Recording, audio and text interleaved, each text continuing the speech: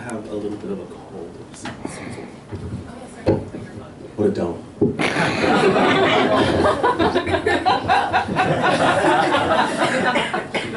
We miss you. All the time. Hi. Hi, Matt. How are you? Hi, Sasha. Hi, Steve. So I am auditing this class. I'm not a poet, but as an exercise, I decided to take the rhyme scheme and meter of The Lady of Shalott by Alfred Lord Tennyson, and I wrote a story. Bear with me, please. This will be actually I'm an artist in residence at Alley Cat Bookstore, and they're publishing a chapbook of my work, and this will be in there. Sweet. So, buy it.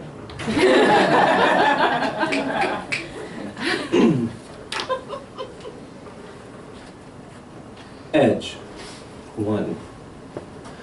Toward the summer of the year, the sun, the sky, the heat so clear, the notes of Edge did first appear, and gripped the tiny town with fear, about where the young ones went. Nothing like Edge had happened here, a blood smudge on the town's veneer, gossip whispered from ear to ear of where the young ones went. A mystery of frightening sort, they searched the river and its port, returning empty of report. The great green forest came up short, no clue where the young ones went. With each other they sought support, this edge, this thing we have to thwart. They're gone, was the solemn retort. We don't know where they went. A few proposed the lost were dead, then show us bodies, others said, an arm, a foot, an ear, a head. Anything to end this dark dread. They feared where the young ones went, and prayed for a clue, any shred. But when they felt they'd moved ahead, a new note on an empty bed, and back to despair they went.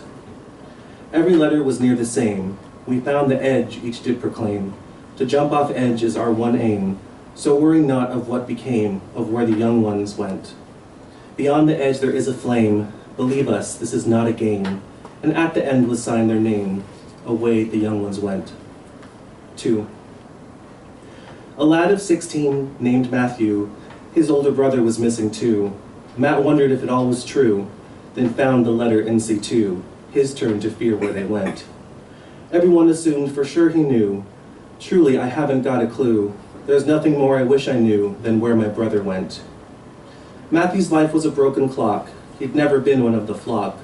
Not nerd, nor geek, nor common jock. He had his own path to walk, into parts where scant few went. To the river upon its dock, or the great green forest's pyre rock, where men of the town cruised for cock. Wives wondered where they went. For Matt, every day was a drag. For him, life had been a mixed bag. Too often he was called a fag, and once was choked with a pride flag by a seemingly nice gent. Being gay was merely a snag, about it he would never brag. He felt the world behind him lag, to no one he could vent. But Matthew had a secret skill, time and space he altered at will. Discovering this was a chill, stood in his room completely still, wondering where daylight went.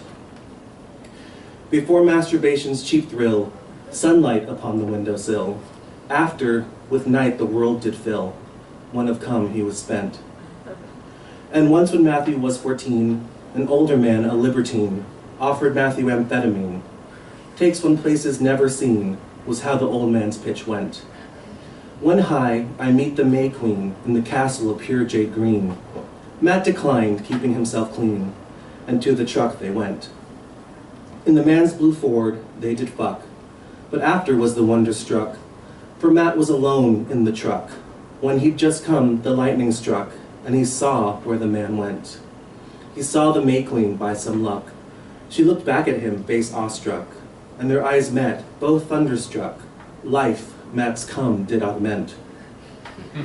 The power made him most afraid, and soon his nerves were all but frayed. He vowed to never more get laid, and into abstinence he strayed. Though his cock did not relent, on his mind sex heavily weighed. He was strong, his impulses stayed. He touched himself, but never sprayed the semen of Advent. 3.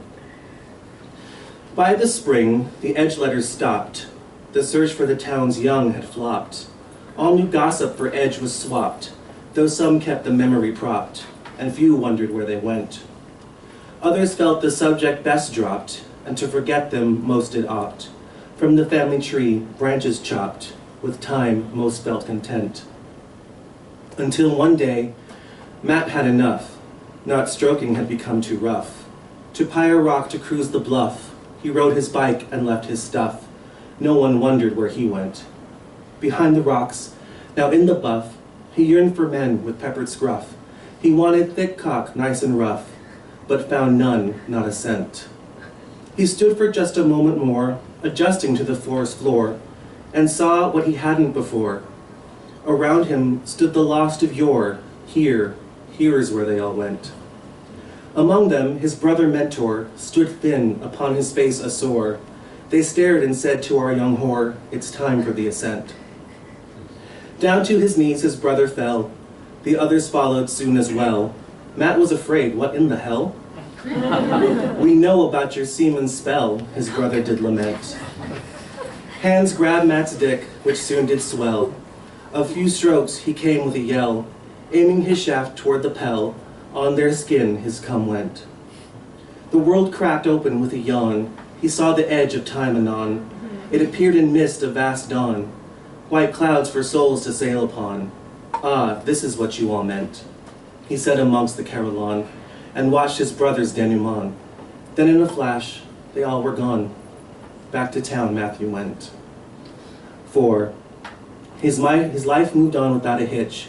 He kept his secret, our boy witch. Though life did treat him like a glitch, he knew that within he was rich. To his gift he did relent. Sometimes talk of Edge made him itch. He heard the stories every stitch. Would wait for the subject to switch, for I know where they went.